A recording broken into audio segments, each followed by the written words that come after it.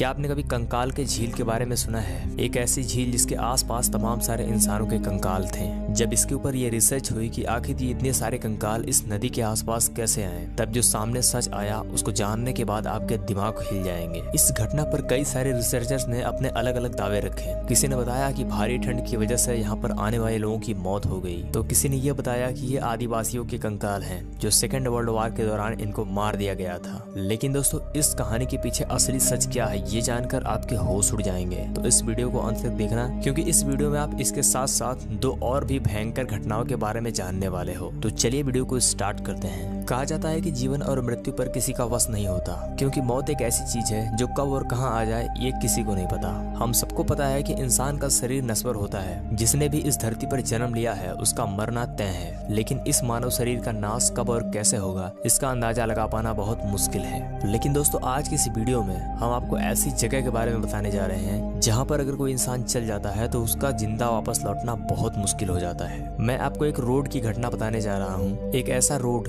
जिस पर जाने वाला इंसान कभी भी जिंदा वापस नहीं लौटा। आखिर क्यों ब्राजील के इस सड़क को मौत के सड़क के रूप में जाना जाता है, आगे जानते हैं इस वीडियो में। आपको बता दें कि इस रोड से गुजरने वाली गाड़ियों का एक्सीडेंट होना तय है, बट ये कैसे होता है ये किसी को नहीं पता। इस रोड पर एक्सीडेंट का होना एक आम बात है और ये खतरनाक हकीकत भी बन चुकी है। आपको बता दें, ब्राजील की इस सड़क का नाम कैमिना डेला मोर्टे है। इस सड़क को साल 1995 में इंटर अमेरिकन डेवलपमेंट बैंक ने दुनिया की सबसे खतरनाक रोड की संज्ञा दी थी। अभी कुछ साल पहले इसी रोड पर एक ट्रक का बहुत ही भयानक एक्सीडेंट हुआ था। आप उस वीडियो क्लिप को भी देख सकते हो।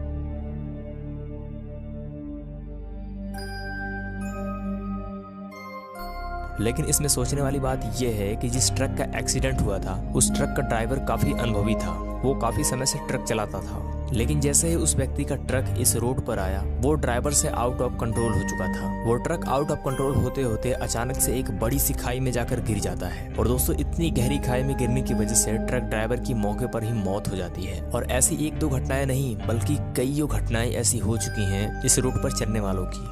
और दोस्तों, इतनी गहरी खाई में गिरने का मतलब उसके अंदर रहने वाले लोगों का क्या हाल होगा इसका हम और आप सिर्फ अंदाजा ही लगा सकते हैं। जैसा अभी मैंने इस वीडियो में आपको पीछे बताया है कि इस रोड पर ऐसे न जाने कितने हादसे हो चुके हैं, लेकिन अगर आपको एग्जैक्टली काउंट करके बताया जाए तो सरकारी आंकड़ों के मुताबिक इस रोड पर कम से कम 400 से ज्यादा हादसे हो चुके हैं। दोस्तों, ब्राजील की इस रोड की लंबाई 38 मील है। इतने लंबे रोड पर 300 से 400 भयानक एक्सीडेंट हो चुके हैं। इसके अलावा इस रोड पर कई सारे रिसर्चर्स ने यह दावा किया है कि रोड को बनाते समय इसको ठीक से बनाया नहीं गया है, जिसकी वजह से इस रोड पर इतने सारे एक्सीडेंट होते हैं। खैर, ये तो था वैज्ञानिक का दावा। अब बात करते हैं यहाँ के लोकल लोगों की। अगर बात करें यहाँ के लोगों की तो यहाँ के लोग इस घटना को पैरानॉर्मल घटनाओं के साथ जोड़कर देखते हैं। वहाँ के लोग ये दावा करते हैं कि इस रोड पर होने वाले एक्सीडेंट काफी अजीब तरह से होते हैं जो किसी को भी समझ में नहीं आते हैं। जैसे उस अनुभवी ड्राइवर का ट्रक आउट ऑफ कंट्रोल हो जाना, ये एक सोचने वाली बात है। आपको बता दें, यूट्यूब पर किसी गाने के साथ इस रोड पर होने वाले एक्सीडेंट को लाइव दिखाया गया है। अब यूट्यूब पर इसको सर्च करके बड़े ही आसानी से देख भी सकते हो। और दोस्तों, उस फुटेज को देखकर आप भी अंदाजा लगा सकते हो कि इस रोड पर चलना कितना खतरनाक साबित हो सकता है। नेक्स्ट, दूसरी घटना हम मिस्र के पिरामिड के बारे में जानने वाले हैं और साथ ही साथ एक मकबरे के बारे में जानने वाले हैं। एक ऐसा मकबरा जिसको खोदा जा रहा था और उस टाइम खोदने वाले खुद किसी अलौकिक शक्तियों के कब्जे में आ गए थे। आपने मिस्र के पिरामिडों के बारे में तो कई बार सुना होगा। ये धरती पर एक अद्भुत कला शैली और रहस्यों का बेजोड़ नमूना बन चुका है। ये पिरामिड दुनिया भर के सैलानियों और इतिहासकारों के लिए एक आकर्षण का केंद्र बन चुका है। कई हजारों साल बनाए गए इस पिरामिड के बारे में ये भी माना जाता है कि आज भी इनकी रक्षा कब्रों में रहने वाली आत्माएं करती हैं। कुछ लोग ये दावा करते हैं कि पिरामिड में दफन आत्माएं अपने क्षेत्र में बाहरी आने वाले लोगों को बर्दाश्त नहीं करती हैं और समय समय पर अपने आसपास होने का एहसास भी करवाती हैं। अगर हम इतिहास पर नजर डालें तो हम ऐसी कई सारी घटनाओं को जान सकते हैं जो पिरामिड में रहने वाली आत्माओं और उनसे जुड़ने का रहस्य को समझाते हैं। लेकिन फिर भी अगर आपको ऐसा लगता है कि मिस्र का पिरामिड ही सिर्फ इकलौता ऐसा है जिसको आत्माओं के साथ जोड़कर देखा जाता है, तो आप गलत हो। आपको बता दें, वहाँ के रिसर्चर्स ने मिस्र के एक ऐसे मकबरे को ढूंढ निकाला है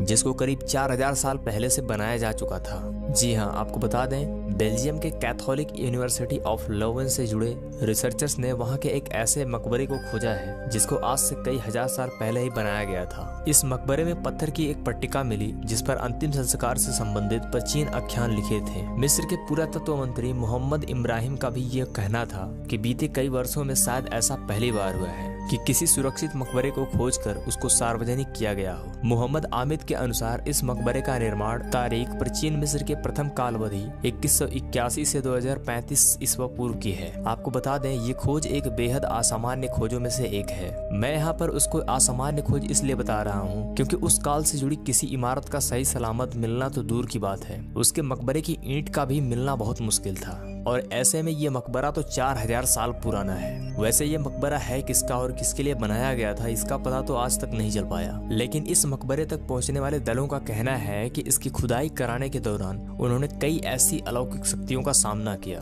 और उन्होंने अपने अनुभव से बताया कि ये निश्चित ही किसी ताकतवर इंसान का मकबरा था। उन्होंने ऐसा इसलिए कहा क्योंकि उन्होंने इस मकबरे को खोदते समय काफी दिक्कतों का सामना किया जो काफी अजीब थी, जैसे खुदाई करते समय मशीनों का अपने आप खराब हो जाना और भी ऐसी न जाने कितनी घटनाएं इनके साथ हुई थी।